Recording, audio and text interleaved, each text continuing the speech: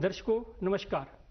शरीर में किसी की अंग में रोग हो या कहीं छोटे से छोटा भी हमें दोष आए तो हमारा शरीर पूरा अस्वस्थ हो जाता है, उसमें हमें कष्ट होता है और पूरे शरीर पे दुष्प्रभावित डालता है।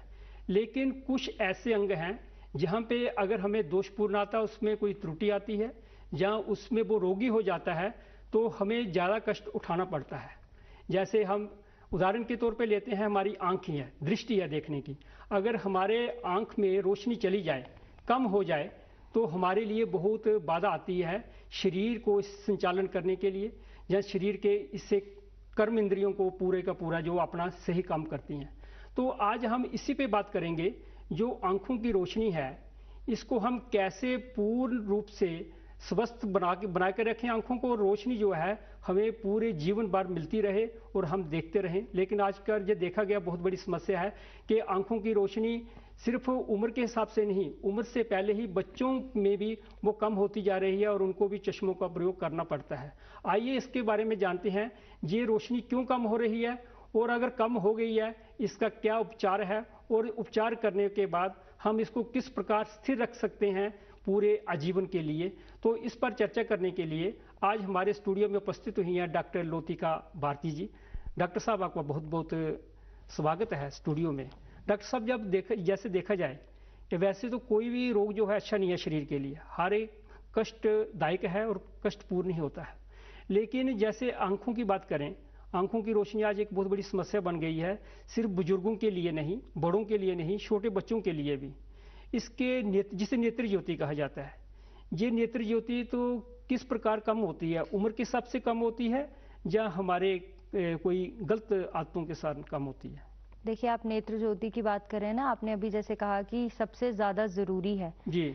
तो मैं आपको बताऊंगी, आयुर्वेद में ये कहा गया है चक्षु रक्षायाम, सबसे पहले अपनी आंखों की रक्षा करो। सारे शरीर को छोड़ो चाहे, सबसे पहले अपनी आंखों की रक्षा करो। क्यों? आंखें हैं तो आप सब कुछ देख सकते हो, सब कुछ फील कर सकते हो, देख पाओगे तो भी ज्ञान हो पाएगा। इसलिए आंखों की रक्षा सबसे पहले जरूरी है। अब आप बात कर रहे थे कि नेत्र की ज्योति कम क्यों हो जाती है? उम्र के हिसाब से, आयु बढ़ने से कम होती है? देखिए, कई कारण होते हैं। ऐसा भी है कि कुछ चीजें हैं, जैसे मोतियाबिंद है तो वो कुछ उम्र के हिसाब से होता है। कुछ हमारी आंखों की डिजीजेज हैं जो कि उम्र के हिसाब से होती है और कुछ हैं जो वैसे भी हो जाती हैं। अब चश्मे का नंबर उम्र के हिसाब से भी लगता है, लेकिन कई बच्चों को भी लग जाता है। कुछ चीजें हैं जो बच्चों में होती हैं, कुछ चीजें हैं जो बड़ों में ही होती हैं। नहीं, एक हमें ये बताइए कि जो नेत्र ज्योति कम होती है, ये नेत्र रोग के कारण कम होती है? कोई रोग हो तो उसका भी कोई इस पे दुष्प्रभाव पड़ता है, या ये स्वयं में ऐसे ही नेत्र ज्योति कम होना है, इसको होना है? नहीं, ये जरूरी नहीं है कि ये कम होना ही होना है। आप बड़ी बार देखोगे कि बहुत से बूढ़े लोग जो हैं उनकी दूर की नजर भी बिल्कुल ठीक होती है और पास की नजर भी बिल्कुल ठीक होती है। जबकि ऐसा लिखा गया है, ऐसा बताया गया है कि 40 की उम्र के बाद नजदीक की नजर कम होना शुरू हो जाती है। लेकिन ये जरूरी नहीं है। बहुत सारे बुजुर्ग हमारे पास आते हैं, वो नजदीक में भी अच्छे से पढ़ पाते हैं, लेकिन ये रेशो बहुत कम है। लेकिन ये कोई बीमारी नहीं है, ये उम्र के हिसाब से होना है। ये हमारे लेंस के कुछ फाइबर्स होते हैं, हमारी आंख के कुछ ऐसी चीजें होती हैं जिनको उम्र के हिसाब से डिजेनरेट होना ही होना है। तो जब वो ऐसा होना शुरू हो जाता है तो उसकी वजह से नजदीक में प्रॉब्लम शुरू हो जाती है। बुजुर्गों की जो रोशनी है आंखों की, कई बार ऐसा होता है कि उनको पूरा वो पास की भी रहती है। क्या इसका कोई राज है? अगर है तो सब दर्शकों को बता दीजिए कि वो भी बुजुर्ग होने तक भी अपनी रोशनी ऐसे ही रखें। देखिए, ये एजिंग का प्रोसेस है, ठीक है, लेकिन बड़ी सारी एंटी एजिंग चीजें होती हैं। जैसे आजकल कितने एंटीऑक्सीडेंट्स, एंटी एजिंग चीजें चल रही हैं। आपने ये कहावत सुनी होगी ना, 1 Apple a day keeps a doctor away, है ना, ऐसा कहा जाता है। लेकिन मैं कहूंगी, आंखों के संदर्भ में मैं कहूंगी, 1 आंवला a day keeps away I diseases from you. अगर आप डेली एक आंवला खाते हैं ना, अगर आप खाली पेट एक आंवला कंज्यूम करते हैं डेली, तो वो आपकी आंखों के लिए बहुत अच्छा है। त्रिफला को बहुत अच्छा बताया गया आंखों के लिए। डॉक्टर साहब, आंवले का बहुत महत्व बताया, बहुत गुणगान किया गया है आयुर्वेद में। इसके कारण क्या क्या ऐसे गुण है इसमें? देखिए, आंवला जो है ना, अगर वैसे बोलूं तो आंवला जो है it is rich in vitamin A and vitamin C. Vitamin C rich होता है आंखों के लिए। विटामिन ए, विटामिन सी ये बहुत जरूरी होता है। तो अगर उस तरीके से हम उसको जुडिशली अगर हम इसे यूज करते हैं आंवले को, तो वो आंखों के लिए बहुत अच्छा है। अगर एक औषधि आप बोलोगे तो मैं कहूंगी आप डेली एक आंवला खाओ, आप बच सकते हो। और वो सिर्फ आपकी आंखों के लिए नहीं, आपके शरीर की जितनी भी डिजेनरेटिव या एजिंग प्रॉब्लम्स हैं उनसे आपको बचा सकता है। वो एक अच्छा एंटीऑक्सीडेंट इसका सेवन करने का विधि बता दीजिए थोड़ा सा, किस प्रकार किया जाए सेवन इसका? देखिए, आप डेली आंवला अगर आप चूस सकते हैं, अगर आप आंवला वैसे खा सकते हैं, खाली पेट। एक रसायन है ये। अभी आपने एक अष्टांग आयुर्वेद में बात की, अष्टांग आयुर्वेद में रसायन एक ब्रांच है। तो ये रसायन एक बेस्ट रसायन माना जाता है आंवले को, कि आंवले का अगर नित्य सेवन किया जाए तो वो बहुत अच्छा रसायन है। अगर आप सुबह खाली पेट सेवन करते हैं, लेकिन कुछ लोग खट्टा नहीं खा सकते, कुछ लोगों को नहीं, दांतों में दंतहर्ष रहता है, सेंसिटिविटी रहती है, वो नहीं खा सकते, तो वो नहीं खा सकते हैं, वो आंवला खा सकते हैं, मुरब्बा खा सकते हैं, आंवले का मुरब्बा खा सकते हैं, वो मीठा करके उसको आंवले का मुरब्बे की फॉर्म में खा सकते हैं, आंवले का अचार खा सकते हैं। लेकिन फिर भी आंवला एज सच खाना सबसे ज्यादा लाभदायक है। डॉक्टर साहब, नेत्रों के कौन से ऐसे रोग हैं जिनसे हमें परहेज करना चाहिए और जानकारी हमें होनी चाहिए? देखो, आयुर्वेद में नेत्रों के 76 डिसऑर्डर्स की बात की गई है। उसको भी फर्दर, जैसे वात पित्त कफ है तो वात पित्त कफ रक्तज ऐसे रोगों के बारे में बताया गया है।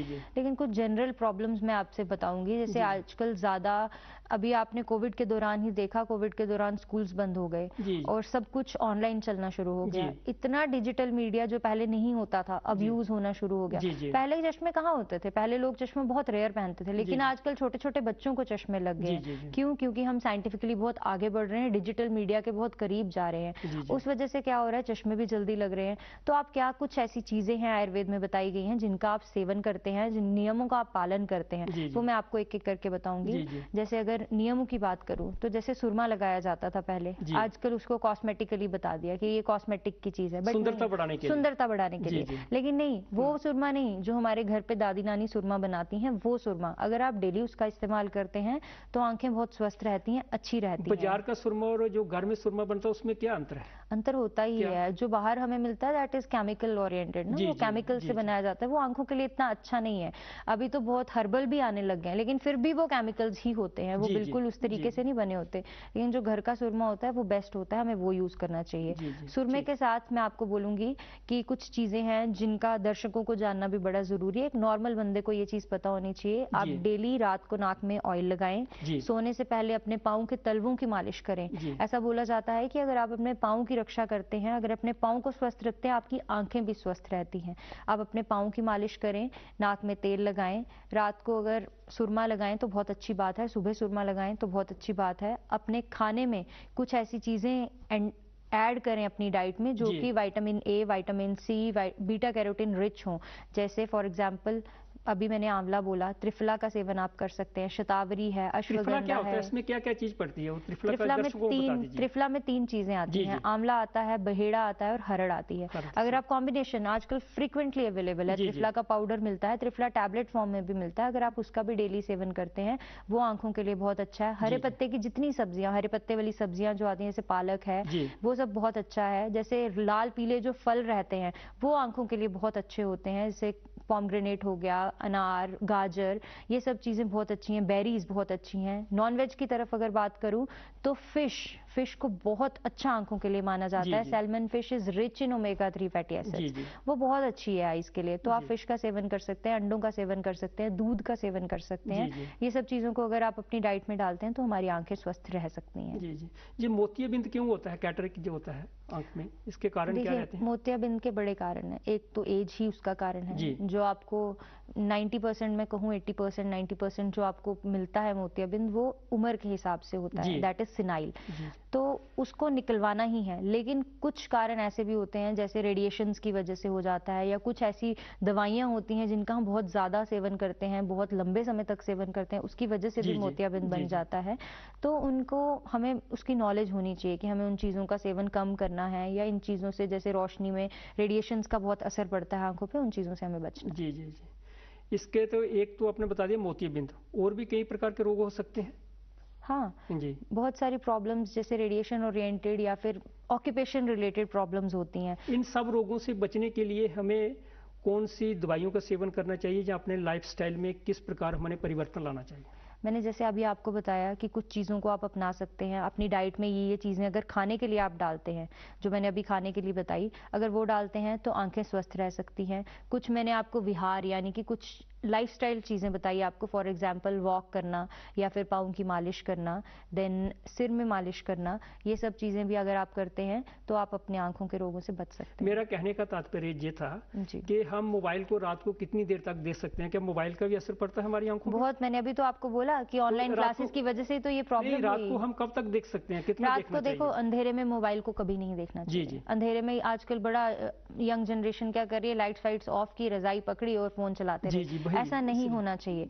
जो बिल्कुल अंधेरे में जो एकदम रोशनी हमारी आंखों पे पड़ती है वो हमारे लिए बहुत हार्मफुल है। अगर आप मोबाइल यूज कर रहे हो, अपनी लाइट स्विच ऑन रखो। कोई भी डिजिटल मीडिया आप यूज करते हो, आप 20-20-20 रूल होता है जिसको हमेशा फॉलो करना चाहिए। उसमें आपको क्या करना है, 20 सेंटीमीटर दूर अपनी स्क्रीन को रखना है। 20-20 सेकंड में अपनी पलकें झपकानी है। अगर आप पलकें झपकाते रहेंगे, टेयर फिल्म डिस्ट्रीब्यूट होती है, उससे भी आंखों की प्रॉब्लम से बच सकते हैं। और तीसरा, आपको हर 20 मिनट में अपनी पोजीशन बदलनी है। लाइक अगर आप कॉन्टिन्यूसली 1 घंटे तक बैठे रहोगे ना तो आंखों पर असर पड़ेगा। आप 20 मिनट में उठो, जाओ पानी पी के आओ और फिर अपना काम करना शुरू कर दो। काम से तो नहीं बच सकते ना, कितनी कंपनीज तो चल ही इसी पे रही है। तो लेकिन इन चीजों का अगर वो ध्यान रखें, 20-20 रूल को अगर वो देखें तो उससे हम अपनी आंखों को स्वस्थ रख सकते हैं। आंखों को बचाने के लिए, इनके रोगों से बचने के लिए हमें अपनी दिनचर्या में किस प्रकार लेनी चाहिए? देखिए, दिनचर्या भी मैंने आपको भी ये सब चीजें बताई, खान पान की चीजें भी बताई, विहार की भी, लेकिन कुछ योगिक एक्सरसाइजेज भी होती है। हाँ, योगिक एक्सरसाइजेज हैं कुछ जो स्पेसिफिकली आयुर्वेद में योगिक एक्सरसाइजेज बताई गई हैं आंखों के लिए। कुछ आसन बताए गए हैं जिनका अगर आप डेली रूटीन में अगर आप उनको चलाते हैं तो आप स्वस्थ रह सकते हैं। मैं एक एक करके बताऊंगी। जैसे सबसे पहले आप जैसे सुबह उठते हैं, सुबह उठते ही सबसे पहले आप अगर 7 बजे से पहले की सूरज की किरणों को अगर आप देखते हैं, देखिए आजकल क्या प्रचलन है सूरज को पानी देने का, इस चीज को भगवान की महत्ता से जोड़ा गया, सो दैट कि इसको लोग फॉलो करें। पानी देते हैं, सूरज की तरफ हम देखते हैं, वो हमारे लिए अच्छा होता है, लेकिन 7 बजे से पहले, that is called सनिंग।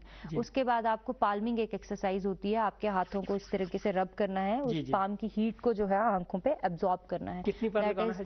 5 to 10 times आप कर सकते हैं। दूसरी चीज ये होगी ब्लिंकिंग, पलकों को बार बार झपकाते रहें क्योंकि ड्राइनेस हो जाती है। यूजुअली हम देखते जा रहे हैं कॉन्टिन्यूसली एक तरफ देखते जा रहे हैं, उससे भी दिक्कत आती है। तो ब्लिंकिंग करनी चाहिए। अब कुछ योगिक एक्सरसाइजेज जो बताई गई उसमें आपको क्या करना है, एक जनरल इजी वे में बताऊंगी ताकि दर्शकों के लिए भी इजी रहे और बच्चों के लिए भी इजी रहे।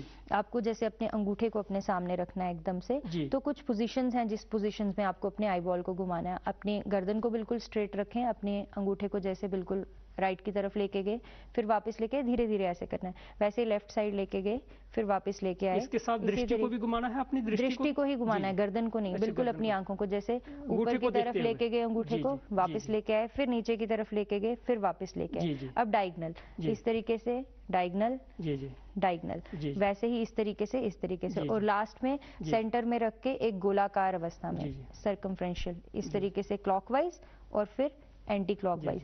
इससे क्या होता है ना, ये पोजीशन से आपकी पूरी आईबॉल की मूवमेंट्स हो जाती हैं।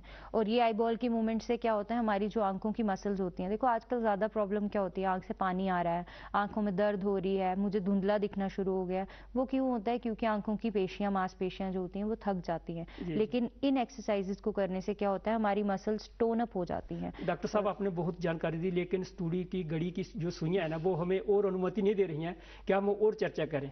आपका बहुत बहुत धन्यवाद। आपने नेत्र ज्योति के बारे में बहुत अच्छी जानकारी दी। हमें आशा है कि हमारे दर्शकों को भी बहुत बहुत लाभ मिलेगा। बहुत बहुत धन्यवाद। दर्शकों आपका भी बहुत बहुत लाभ।